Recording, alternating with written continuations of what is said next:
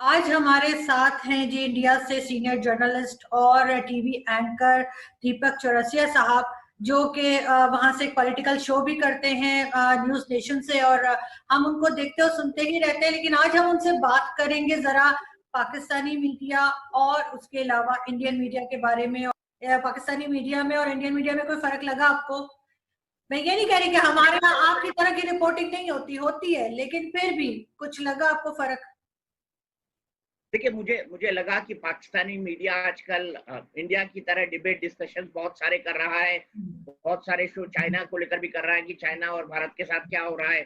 लेकिन मैं आपको ये बता दूं कि पाकिस्तानी मीडिया जितना मैंने 2-2.5 दिनों के अंदर देखा और महसूस किया, वो ये महसूस किया कि आपके जो वजीर खाजरा जिनको बोलेंगे, शायद विदेश मंत्री शाह महमूद कुरैशी साहब, वो बड़े परेशान है कि कहीं भारत फ्लैग अटैक कहीं पाकिस्तान के ऊपर ना कर दे, और वो बार बार चेतावनी दे रहे हैं। तो मुझे अभी यही लग रहा है कि पाकिस्तानी मीडिया इस बात से भी बहुत डरा हुआ है कि चाइना जो कर रहा है वो तो कर ही रहा है और भारत उसका मुंह तोड़ जवाब दे रहा है। 43 सैनिकों को हमने मार डाला वहां पर, और बहुत बुरी तरह रीढ़ की हड्डी और गर्दन तोड़ तोड़ कर मारे है, क्योंकि चाइनीज की जो पीएलए है उनको युद्ध का किसी भी तरह का अनुभव तो है नहीं। उन्होंने आज तक एक युद्ध नहीं लड़ा, और वियतनाम वॉर में भी उन्होंने मुंह की खाई थी, और इंडियन अपने शौर्य के लिए जाने जाते हैं। तो मुझे लग रहा है कि चाइनीज मीडिया के अंदर अभी भी मोदी फोबिया पूरी तरह से बरकरार है। वो इस बात को लेकर बड़े डरे हुए हैं कि कहीं भारत आकर उनके 4 टुकड़े न कर दे, जिस बात की चर्चा तब से हो रही है जब से 2014 से प्रधानमंत्री मोदी ने यहाँ पर शासन संभाला है वजीर आजम बनकर। एज अ मीडिया पर्सन आप भी हैं, मैं भी हूँ, क्या हम लोग कुछ अच्छा नहीं बोल सकते? हम कोई ऐसी बात नहीं कर सकते जिससे दोनों कंट्रीज में टेंशन कम हो, या हमारा काम सिर्फ टेंशन को बढ़ाना है? लेकिन मेरा ये मानना है कि पत्रकारिता और टीवी जर्नलिज्म खासतौर पर समाज का आईना होती है। समाज में जो घट रहा है उसको बताना बेहद जरूरी होता है। अगर मैं आज की तारीख में कश्मीर की की बात करूं आपसे, तो लगातार 10 दिन से न केवल इनकाउंटर चल रहे हैं, वहां पर बुरी तरह टेररिस्ट मारे जा रहे हैं, बल्कि सीमा पर भी पिछले हफ्ते में आपके सैनिक अफसर मारे गए, हमारे कुछ जवान मारे गए। सीज फायर का लगातार वायलेशन हो रहा है। अगर ऐसी हरकतें पाकिस्तान करता रहेगा तो क्या भारत का मीडिया उसके लिए आंखें बंद कर लेगा? दूसरा, मैं आपसे जानना चाहता हूं, आपके आईएसआई और जनरल्स और कभी कभी इमरान खान को गेस्ट अपीयरेंस के लिए बुला लिया जाता है, ऐसी फ्लैग मीटिंग बार बार क्यों होती है?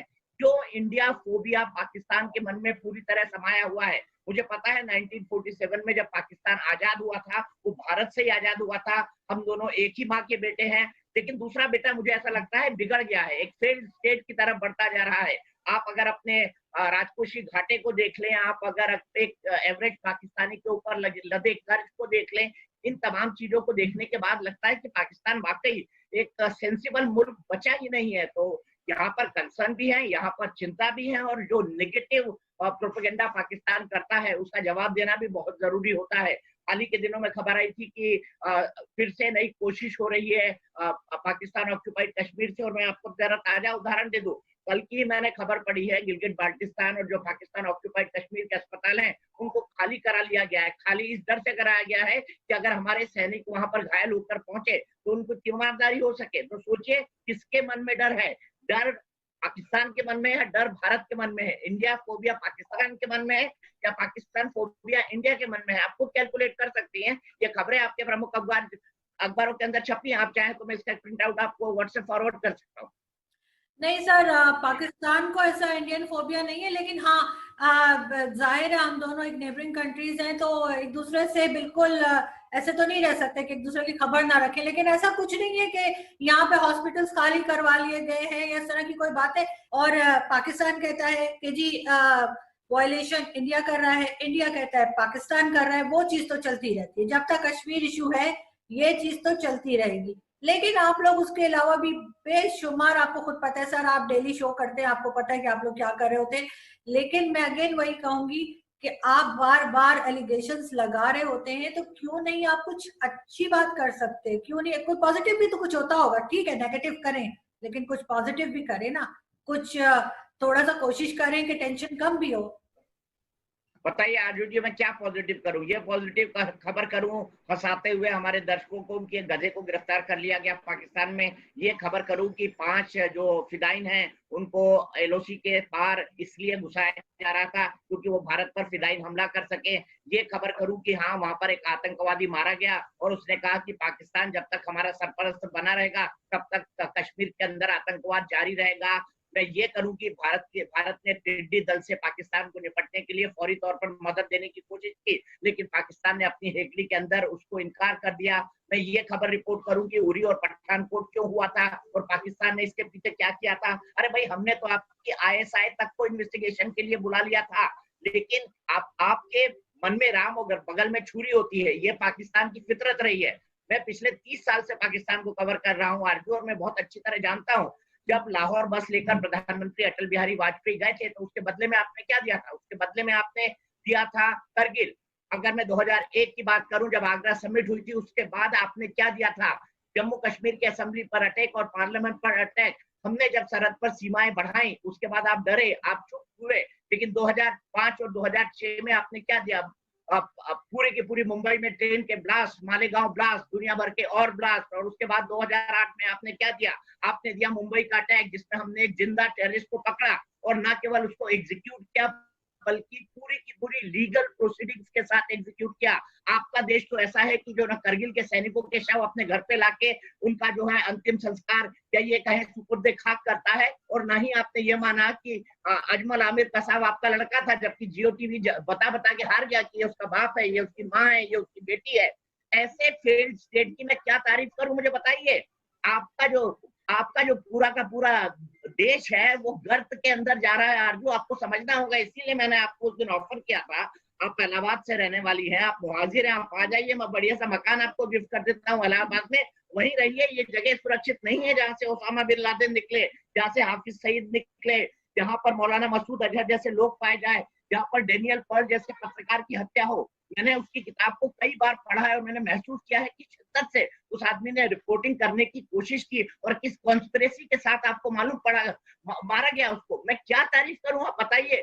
मैं क्या उस इमरान खान की तारीफ करूं जो गधों से अपनी इकोनॉमी को आगे बढ़ाने का सपना देखते हैं और चाइना के अंदर गधों का इंपोर्ट और एक्सपोर्ट करके सोचते हैं कि उनके देश की जीडीपी बढ़ जाएगी? क्या मैं उस प्रधानमंत्री की तारीफ करूं? मैं उनको एज अ प्लेयर बहुत मानता था, मुझे अच्छे लगते थे, मैं उनका फैन था इमरान खान के, लेकिन मुझे लगता है कि वो एक फेल्ड प्राइम मिनिस्टर है। एक ऐसा फेल्ड प्राइम मिनिस्टर तो इलेक्टेड नहीं है, सिलेक्टेड है। और ये मैं नहीं कहता, ये आपका पूरा का पूरा देश कहता है कि इमरान खान एक इलेक्टेड नहीं सिलेक्टेड प्राइम मिनिस्टर है आईएसआई और सेना के द्वारा। अब ऐसे हालात में जब पाकिस्तान को यही नहीं पता कि वो अगले 1 साल की रोटी, अगले 1 साल का पैसा कहां से जुटाएगा, मैं क्या तारीफ करूं पाकिस्तान की? मैं ये तारीफ करूं पाकिस्तान की वहां पर लड़कियों को? क्या मैं ये तारीफ करूं पाकिस्तान की वहां पर छोटी छोटी हिंदू लड़कियों को उठाकर मस्जिद में ले जाया जाता है, उनका जबरन धर्म परिवर्तन कराकर शादी करा दी जाती है? क्या मैं ये तारीफ करूं कि वहां पर पंजाबी और सिंधियों के पंजाबी लोगों के साथ भी इसी तरह का व्यवहार होता है? क्या मैं ये तारीफ करूं पाकिस्तान की कि जिस जगह को धरती का स्वर्ग कहा जाता था उसको आधा अपने चाइना को गिरवी रख दिया? आजाद कश्मीर जिसको आप कहते हैं, बताइए किस बात पर तारीफ करूं? मैंने इतने सारे पॉइंट बता दिए, इसमें बता दीजिए एक भी तारीफ का पॉइंट है, मैं यहाँ पर 1 घंटे आपके देश की, आपके मुल्क की तारीफ करूंगा।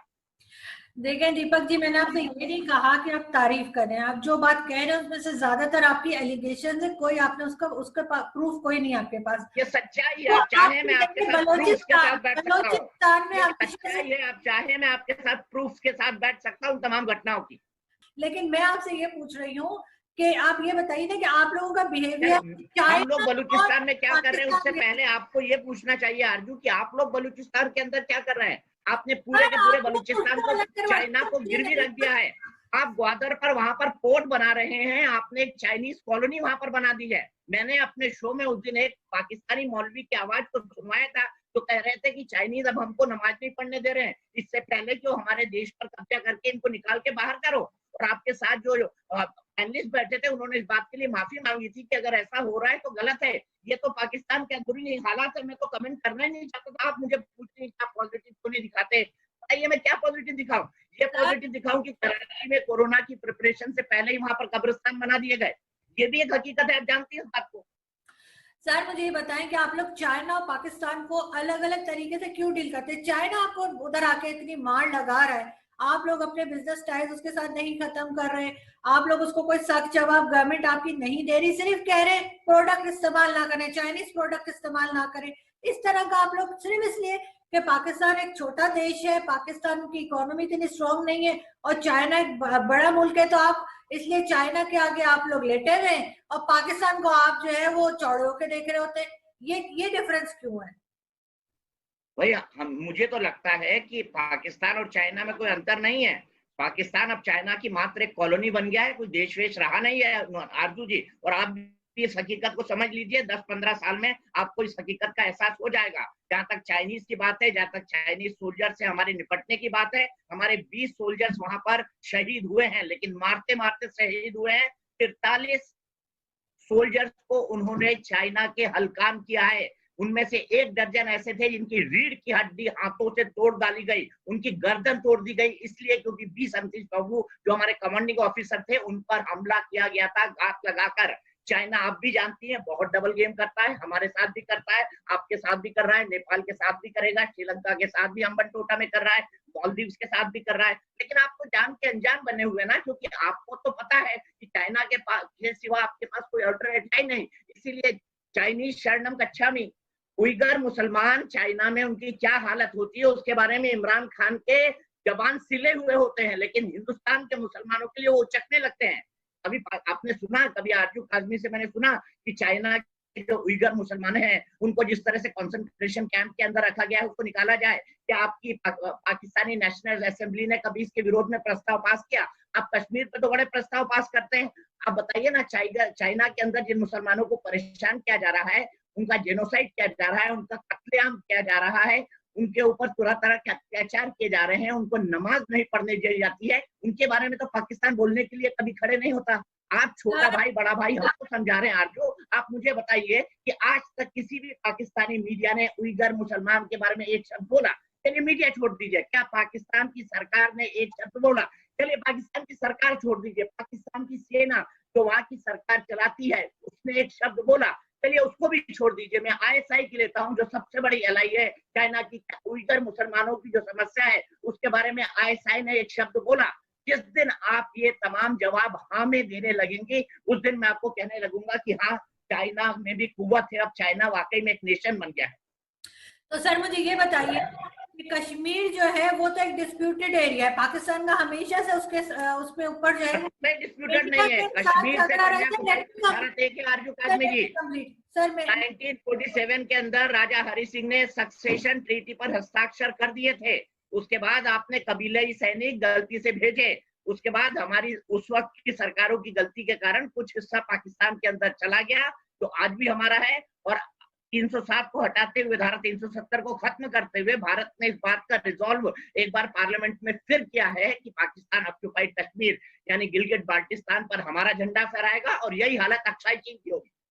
आप लोग क्या कर रहे हैं? आप अपने, क्योंकि आपने इन्वेस्टमेंट की हुई है, चाइना ने आपके इन्वेस्टमेंट की हुई है, वो बचाने के लिए आप लोग चाइना को कुछ नहीं कह रहे। आपके यहाँ से आपके अपने पॉलिटिशियन जो है वो नरेंद्र मोदी जी को सरेंडर मोदी कह रहे हैं, क्या कहेंगे आप?